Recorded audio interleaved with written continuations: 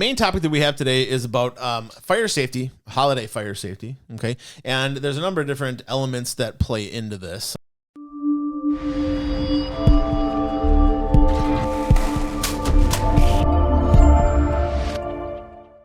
The first one that we're going to get into is by far the largest cause of residential fires in the United States. Cooking fires. Correct. Yeah, by far. Now, one of the things that we have here is we went over to the U.S. Fire Administration. We have a little bit of statistics here. So residential building fire trends from 2012 to 2021. These are the statistics that the U.S. government collects, okay? There was 353,500 fires, okay, which is down a little bit. Not 5% is kind of probably a normal fluctuation, I would say, right? But that's a lot of fires, you know, and we have 2,840 deaths, 11,400 injuries, and I don't know what that is, 8 billion? 8 billion. It looks like $8 billion. $8 billion in loss. Well, if the house goes up in flames. Yeah. Yeah. Today's houses and that, you know, you're looking anywhere from $500,000 to $1 million on up. Yeah, and even just smoke damage, you know, can be catastrophic to most homes. So, yeah, definitely some things to be concerned about. As far as the statistics here, some of these things have been trending down, but you can see that they go up and they go down. It's all relative. However, I would say, and you can tell me if you agree on this, Uncle Dick, is over the last 20 years, the United States has gotten a lot more aggressive with fire safety and understanding how to be safe in the event of a fire. Yes. And it's paid off. I think when you look back 20 years ago to 2000 or 1990s, you know, the fire numbers were out of whack. Like they were crazy, you know. And today, it's a lot better. It's still not great. No. It's a lot better. It depends on how much common sense you have. Yeah, and proper planning and things as well. So making sure that you have smoke and carbon monoxide detectors, making sure that they're tested regularly, have a safety plan with your family, right? And like we talked in that other video, decluttering your house so that you, in the event of a fire, the firefighters not only can get in and help you, but also that you can get out in a readily accessible fashion. Years ago now, we used the term EDITH, exit drills in the home. Yeah. And what that is you practice everybody in the house, how you're gonna exit the house in case of a fire, and a meeting place, so we know everybody is accounted for when the fire department shows up. Yeah, not that one person sitting out back and they're thinking they're inside and somebody goes into the house try to rescue them and they're out in the backyard. Correct. Yeah. And I think I remember from when I was in elementary school, they actually sent us home and with homework to do that thing with our families, you know, and that was a thing. And I think that as fire safety has been more successful, those things kind of sometimes feel like they're falling to the back burner, you know, and not as important. But I think they're just as important today. Oh yes. To ensuring the safety of your family in the event of a house fire. And you look at the construction of the homes today too. They go up a lot quicker. Oh yeah, with this truss construction and that OSB and all that stuff. Yeah. Well, and all the furniture is all polyester and stuff, which ignites a lot faster. That's what fire departments are getting to be more of unless there's somebody in a house that they have to go in and search for. It's becoming more of a defensive attack on the fire than offensive attack. Yeah, just stop it unless it's a small fire in that. But if something is really rolling, we'll go defensive right away in that. Stop it from getting worse. Try to blitz it and try to knock it down as fast as we can. Then we'll send somebody in. Yeah. Get fire under control a little bit more. Correct. First. Yeah. Well, because you don't want to endanger the fire workers either, right? No. Firefighters, Well, and that's the whole thing is about, you know, we don't want any loss of life. We don't want any major injuries. And everybody needs to be safe in doing so. So the statistics that are out there, about 50% of the fires that you guys answer calls to at the Germantown Fire Department or at other fire departments, about 50% of them are a result of unattended or poorly attended cooking fires. Yep. Accurate? Yeah. We've had a number of cooking fires that caused little damage to major damage in that. Yeah. You know, it depends on how you react to that fire. If it's growing fast, if it's tall flames, get out. Just get out. Don't even try. This isn't going to do anything. That isn't going to do it. Yeah. But if it's just a grease fire on your stove, if you got a lid, cover it up. Use an extinguisher on it. Yep. But if it's growing, just get out and call 911. Make sure everything that's living is safe. Correct. Yep. So cooking fires can get out of control pretty crazy, pretty quick. As far as cooking fires go, a lot of them happen at the grill or at the stove. Okay. This is just one that we've used before where the grill got out of control. You don't want to have it near your house. Yeah, you know, we've had a few fires like that. Yeah. Turkey fires, frying turkey fires. Yeah. You know, always keep a fire extinguisher handy. There's a couple of different types of fire extinguishers that are reasonable. We will be giving away a fire extinguisher later in the show today, so make sure you hang on. With cooking, it comes down to a lot of times grease and oils and spattering and open flame and that kind of stuff. Generally speaking, the fire extinguisher does a very good job of putting that out. Water is not what you want to put on a cooking fire. Not on a chemical fire. Grease fire is a chemical. Grease fire is a chemical fire. Yeah, you don't want to put any water on that. And sometimes you may not think it's a chemical fire. It may be. Like if you're cooking chicken, there may still be some greases and things like that are reacting that were in the pan that you had or whatever, or in the area. So just grab the fire extinguisher. Yes, it's going to make a little bit of a mess in your kitchen. You throw, let's say you're cooking chicken and there's grease there and it flares up and you throw water on it, what you're going to do is you're going to splatter that grease around and it's going to flare up even more. Yep. Yeah, and get out of control pretty quickly. Now, as far as the fire extinguisher, you want to make sure to keep it in the area where you're cooking and working. Correct. Have it accessible, know where it is. Have everybody know where it is in case you need it, you know. But definitely don't be afraid to use the fire extinguisher if the fire's, flaring up on you. There's covering up.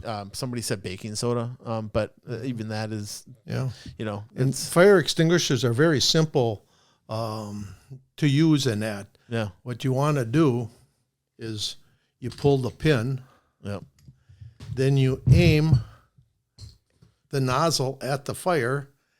Then you squeeze and sweep across the fire. At the base of the fire. At the base of the fire. Yeah, where the fire's starting. And yeah. So they're very simple to use in that, but don't think that it's going to put out a larger fire in that. It's not. It's going to put out a small fire. Like these are, what are these? What's the size on these? I don't know. Does it say on there? I think it says up here on the top. These are 2.5 pound. Yeah. Pound must be how much powder is in there or whatever, right? Because it's basically an aerosolized fire. In my kitchen and that, I got a 5 pound. You got a big one. I got a bigger one. Yeah. We got bigger ones on the truck yet. We got 20 pounders. Yeah. And that's what you guys are using on like car fires and stuff like that, right? If it's a small car fire and that, no, we're using hose. Using hose on a car fire. Going at it. The way that these cars are going up today and that. Yeah. With car fire though, are you guys using any chemical or anything like that when you're putting that out or no? We'll use a foam. Oh, okay. Along with that, and gets agitated with the water and that to help snuff out the fire and that. Sure. Now, when we're talking about cooking, a number of things come to mind. One, propane. Everybody's cooking with propane grills and things these days. Propane, you don't want to store it next to the house. You want to... Correct. Give yourself 10 feet from the house. Up safety. And that's where you should keep the grill and all that kind of stuff. Just keep it a little bit further away. If that grill gets out of control, the last thing you want is your house going up because you were not paying attention to your hamburgers you were making. And like at my house, I got a canopy. Yeah. A gazebo on the back deck. Don't be cooking underneath the gazebo. Because if that flares up, then it's into the canopy and that. Those are like nylon or something, or polyester or something like that. Yeah. But there's a chance of fire there too. Yeah. So yeah, last thing you want to do is melt your new vinyl siding too. Yeah, exactly. Now, so placement of the grill is important. Placement of the propane is important. Managing the grease fire, we kind of got into that a little bit here, but making sure that you have a fire extinguisher in the area. An ABC fire extinguisher. When you go to the store, you buy your fire extinguisher. You want to buy one that says ABC on it. They'll have some numbers in there as well, but as long as it's got the A, B, and the C, then it's basically going to manage almost all types of fires that you might come across.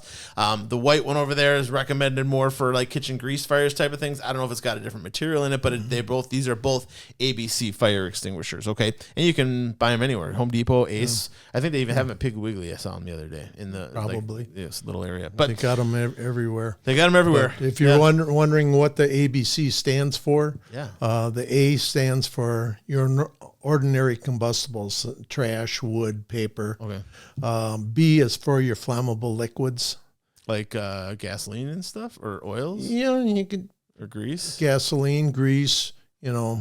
Anything that's a flammable liquid. Mm-hmm. And Class C is your electrical fires. Oh, okay. So don't see it used to be that we had an extinguisher for each type. Yeah. And they've gotten away from that, and so now we just have one extinguisher. Yeah. And they, generally they do a very good job, but the only thing is that it is limited to the size of the very extinguisher. limited. The fire is getting too big, and this isn't going to do anything for you. So you gotta just get out of the area, make sure you're safe. If the fire is small and you've caught it in time, then a fire extinguisher can really be a great resource. Right. And save you from millions of dollars in property damage and personal injury and stuff like that. So definitely make sure you're being safe when you're cooking over the holiday weekend. If you're cooking over the grill or whatever, just make sure you're attending it. Okay, watch it, maintain it. Don't just set it out there in the backyard and go inside and do something for a while. Make sure you're being a conscientious user of that equipment. Correct. All right. Next thing is campfire pit safety, which when people get together for holiday weekends and things like that, there's a lot of campfires and things like that, kids running around, that kind of stuff. And campfires can be a great place to bond around and things like that, but they can also be a place of danger. So, yes. What are some things we need to do around campfires with respect to kids and family and that kind of stuff? Keep a safe distance around. Hopefully, you're going to be working out of a fire pit. Mm-hmm. Keep a safe distance, like if you're sitting there in the evening or with chairs and that around it. Keep yourself 10 feet away from there and that. You get little embers floating off and that, they can land on you and that when you're not thinking about it. Yeah, and they make some of those fire pits that have the grates around them to help keep some of those embers in, which isn't a bad thing. I would say probably don't have blankets around the campfire. Correct. Because you get a little ember on that. Those polyester blankets go up in no time.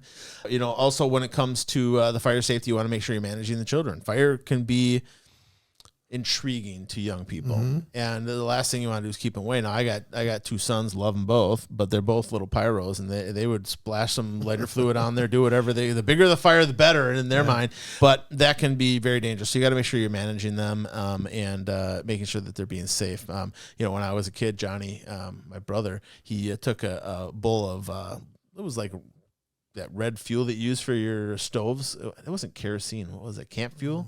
Something like that. But the fire was dying.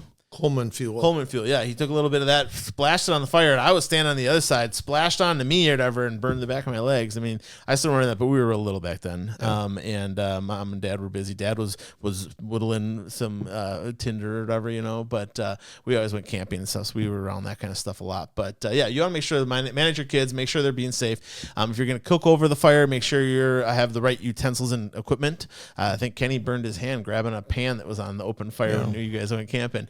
And making sure that you have extendable equipment and things like that, so you can keep a safe distance. You don't have to reach into the fire to grab things. Also, having fire tongs for moving logs around, grabbing the logs and stuff, not a good idea. So you want to avoid that. And we always want to make sure we prevent today with this all the smoke and stuff going on from the wildfires.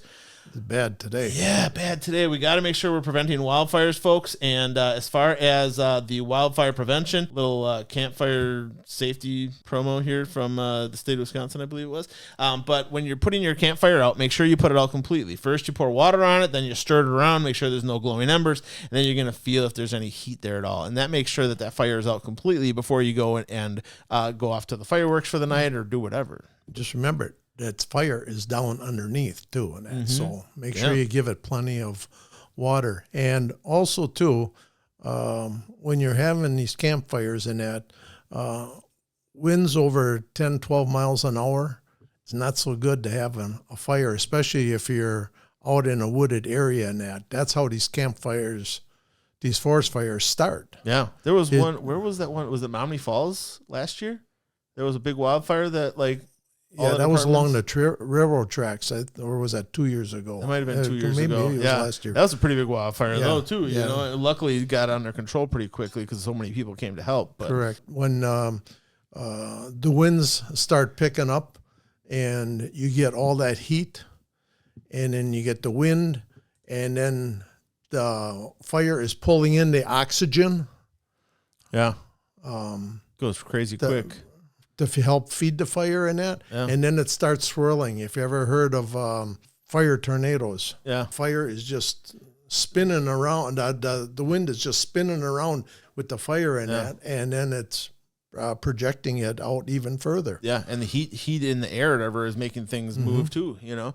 Now, as far as the dry conditions, you want to avoid having campfires in dry conditions. So the old Smokey the Bear is out there on your Wisconsin roadways and stuff. Is the conditions correct for having a campfire outside? And if it says that the risk of fire is high, probably not the best time to have a campfire. Correct. Even if you get a little bit of floating stuff from your newspaper or whatever, that goes over, hits a dry piece of grass or weeds or whatever, you know, and it's next thing you know, you got something that's getting out of control pretty quickly. Even your lawn outside. Yeah. You know, if you got your grill going in that and something jumps out of the grill and that, all of a sudden all your grass is on fire outside. Yeah, and it can move quickly when things are very as dry quickly as it has been up here. So be very careful. Usually with a fire safety level of intermediate or low is usually acceptable to have a contained fire, but you still got to keep an eye on it. Even if the fire safety risk is low, according to Smokey the Bear, as you're driving down the highway, you still need to watch the fire, make sure that you keep it under control, have water readily available to put out any embers that might get out of the fire pit, but make sure you're being safe, okay? As far as starting your fire, a lot of people, they use newspaper and things like that. I wouldn't recommend that. The newspaper, when it starts to ember, it goes up and it floats around and stuff like that. Yeah. There's a lot of fire starters that you can purchase, and that works really well. Yes. You know, you could use lighter fluid and things like that. That can get dangerous pretty quickly. Lighter fluid isn't super flammable. It is flammable, but it's not super flammable. Yeah. Not like gasoline. Yeah, you definitely don't want to use gasoline. You don't want to use diesel fuel. Sprinkling a little lighter fluid on it, if you need to, is okay. But you know, having a little fire starter stick or something like that is usually the best way to go. So. And if you're cooking over the fire and that, and you're using lighter fluid or any other chemical in that to start, that's going to get into your food, and then your food tastes like it too. Yeah. Yeah, that's why some people don't even care for cooking with propane, because some people can taste that propane. Really?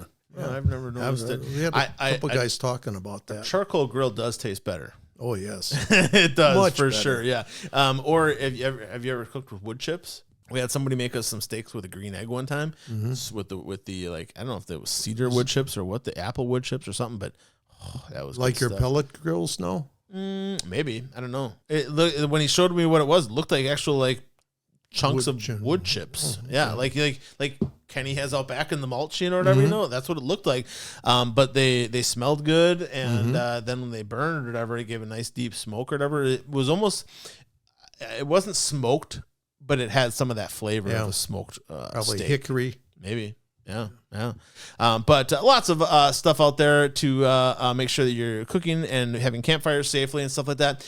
But one of the things we got coming up is the 4th of July. And here in America, the 4th of July is the kind of like the king of the holidays. Outside of Christmas. Yeah. I don't know that there's another holiday in the United States that's celebrated more vigorously. Maybe Halloween's getting there.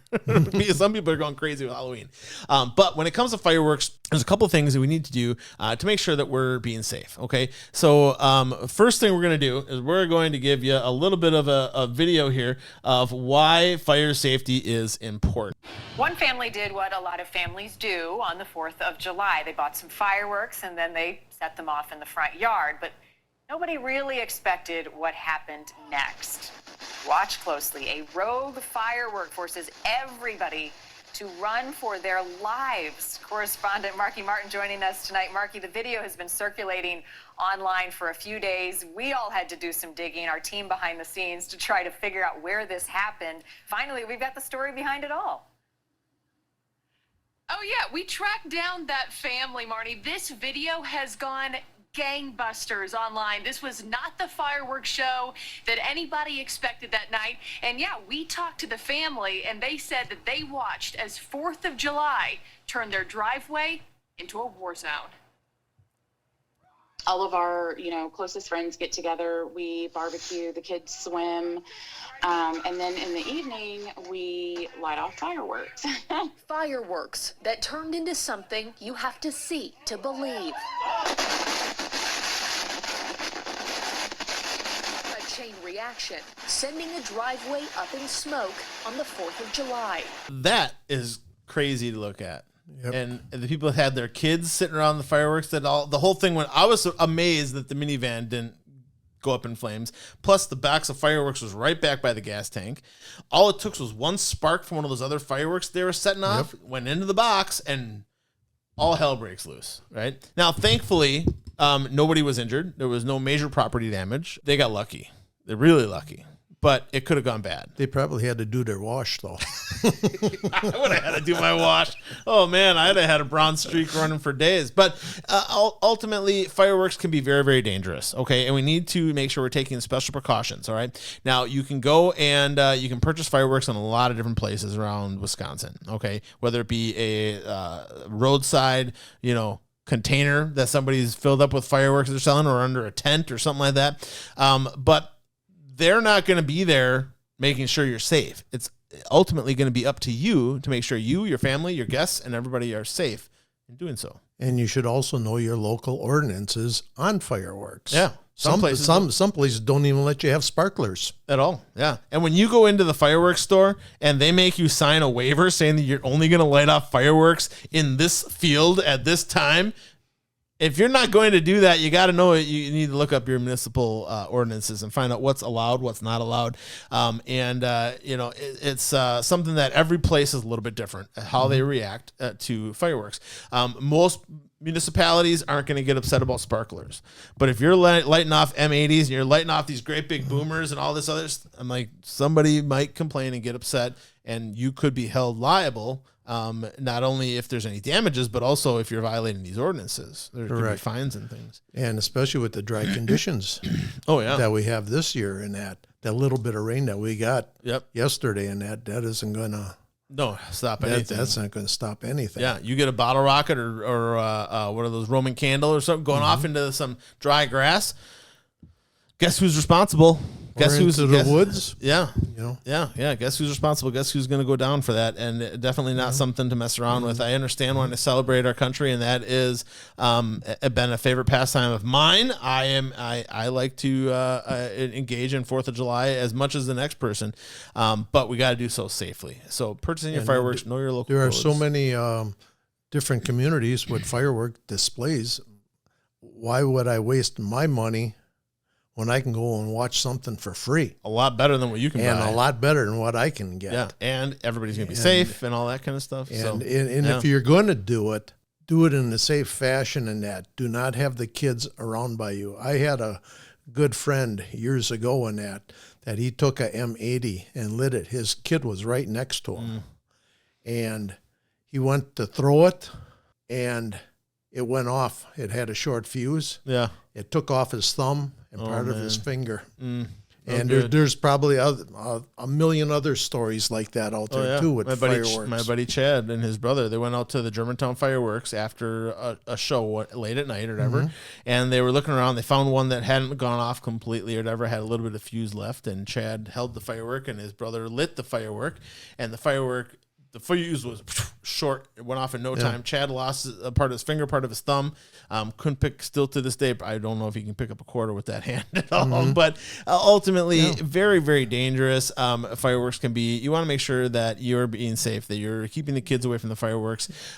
You're lighting them safely. You know, there are fuse extensions you can get. There are lighting devices and things that you can get. You can get longer lighters and things like that to keep a safe distance. Don't get into the big, huge fireworks. That can get you in a lot of trouble, you know, and the bigger the firework, the greater the risk of damage and danger and injury. Remember, fireworks is basically dynamite. Yeah, it's an explosive. It's an explosive. Gunpowder and dynamite. And it can do a lot of damage. Yeah. Now, if you do go and buy fireworks, you always want to make sure to store them in a clean, dry environment. Also, if you have a metal cabinet or a fire cabinet, that'd be the place to store them. If you were to not light all of them off and you store them someplace, if there's a house fire, guess what else is going off? Yep. So you want to make sure that anything you don't use, probably just dispose of and get rid of it. But storing fireworks, make sure it's clean and dry. Metal cabinet is preferred. Now, as far as disposing of used fireworks, as Tammy will attest to, we have up north or whatever, we thought all the firework had gone off. And so I was like, we got a fire pit, just throw it in the fire pit. Next thing you know, boom. Yeah, one of the things had not gone off. Miss Tammy needed to do some laundry that night, and Matt got in trouble. But won't do that anymore.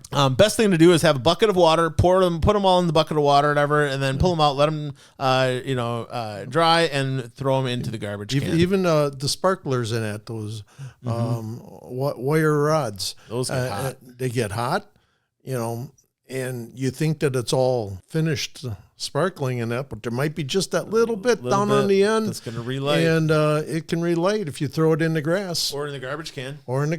Yeah, you throw it in the garbage can. We always had a coffee can filled with water in that. When the kids lit off a sparkler, when it was out, you went and put it in the coffee can. Then you got another one. Hey, speaking of coffee cans, when we were kids, Uncle Dan took me out they were by his house. We were doing fireworks. He put one of those little M80s under a coffee can, shredded the coffee can. Yeah. How irresponsible was Uncle Dan back in the day? Hope you're watching, Uncle Dan. But love you, Uncle Dan. Just kidding. The municipal fireworks, by the way, they will be posted when they are going to light them off and stuff like that. So just make sure you get out there, gather, maintain a safe distance. Don't try to violate those barriers. Those barriers are there to protect you and your family. Correct. If for some reason a piece of ash comes down or anything like that falls on the crowd, if it's not out all the way, make sure you stomp it out, help out the crowd, but municipal fireworks are usually pretty safe. Under certain conditions, they won't light them off, if it's raining out or anything like that, obviously, but if it's too dry and it's not safe to do so, they may postpone the fireworks. We've done it in some dry conditions. Yeah. I don't think there's going to be a huge problem this year. Yeah. Like in Germantown, we, behind Kennedy Middle School, they light them off, and we got a pretty large area there, and the fire department's standing by. Yeah. I'll be out there. Yeah, the fire department's always there. Yeah, we're always there in that. So yeah, and that's every municipality, I think. I mean, even up in Florence, when they do them out over the lake, they actually broadcast them over the top of the lake or whatever, so that helps. But they also have the fire department there in case something gets kind of out of control, for sure. Yeah, ours in Germantown is going to be on the 4th.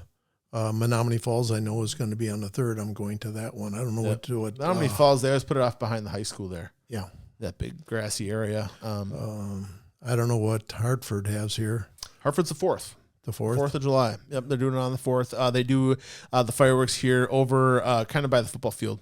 Okay. In Hartford there. So, but you can look it up in your municipality, find out where they're doing them, whatever, and go check them out. They're going to be a lot better than anything you can buy, and they're getting much more expensive. And if after the fireworks is done, they cordon off the area where they were shooting them off, because every firework that is set off, if it doesn't go off, they have to locate that and dispose of it appropriately and locate it afterwards and that. So my house is right across the street from Kennedy Middle, and 2:00 in the morning, I see them out in the field with flashlights looking for pieces unspent. Yeah. Yep. Yeah, and that's an important step in what they do, and why those municipal fireworks generally are a lot safer than you doing it in your backyard. So I think that we are leaving people with a little bit of a safer situation. I think so. For this holiday weekend. Thanks for tuning in, you guys. Really appreciate you. Next week we are off for the 4th of July. Tammy and I are going to be up north, fishing, having fun, maybe making some videos for our Up North series we're talking about. Yeah, have a great 4th of July, everybody. Have fun. Be safe, okay? And mind your fire safety when you're enjoying your holiday weekend. All right, you guys? This is Matt, the Helpful Home Inspector, and Dick Vanderheiden from the Germantown Fire Department. Thanks for coming on the show today, Uncle Dick. Not a problem. Appreciate you, buddy. Yeah. Everybody be safe. Everybody be safe out there. Hey, thanks for tuning in today, you guys. If you like this video, please give us a thumbs up. If you want to know when we put out the next one, give me a bell notification. It's a little bell on the bottom right-hand side. And subscribe. You want to know when I'm coming out with new stuff, whatever. You want to be able to check us out and be alerted to new video content coming your way. Subscribe button's really the way to go. Thanks again for tuning in, you guys. Remember, the better you take care of your house, better it's going to take care of you. Have a good one.